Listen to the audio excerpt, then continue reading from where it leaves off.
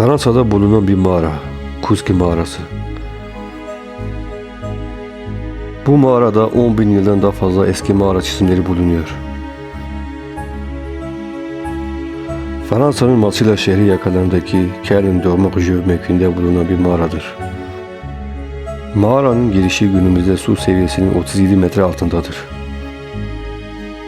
Mağaranın içinde çeşitli çizimler ve resimler bulunmakta ve bu resimler tarih öncesi sanatı kabul edilmektedir.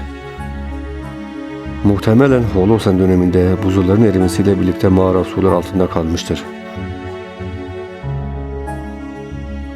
Mağara 1985 yılında dalgıç Henry Kuski tarafından keşfedilmiş ve keşfine ithafen Kuski Mağarası adını almıştır.